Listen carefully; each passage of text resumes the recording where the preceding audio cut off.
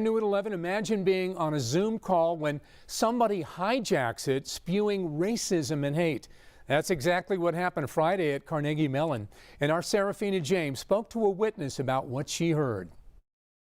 The attack happened over Zoom during a student body debate. The uninvited person used homophobic and racist language for what one student says lasted several minutes. He started using a lot of slurs that were offensive. CMU freshman Sarah Abrams was there to witness the Zoom bombing this past Friday. So my first priority would be improving the well-being of students. Telling me the online hijacking happened 15 minutes into a student body presidential debate. The specific groups that I heard attacks being thrown towards were African Americans in the LGBT community. Abrams, who's running for student body vice president, says the public forum was hosted by CMU's student-run newspaper, The Tartan, where Abrams is a contributing editor. The very traumatizing language of that Zoom bomber. She says while the attacker left their camera off, his words left her and fellow students frightened, shocked, and uncomfortable. I eventually left because I was definitely a little bit shaken up by the comments, and from what I heard, it did continue after I left. The Zoom meeting did have to end because of these attacks, and we had to remove the person before we could start the event again. The bigoted rant coincides with the surge in anti-Asian hate crimes in the country.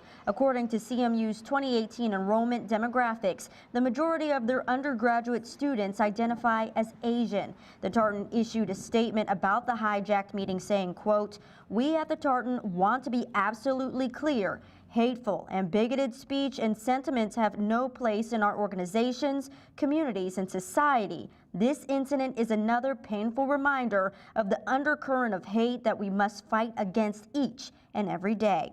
I asked the university for comment on the virtual debate, and they said they are aware and they're investigating. I think that if any school can do more to prevent cyber attacks like these from happening in the future, it's Carnegie Mellon. We definitely have the resources, and we just need the higher up permission to hold students accountable, hold others accountable, and make active change in our community to make sure that we're all more accepting and loving of each other. In Pittsburgh, Serafina James, Channel 11 News.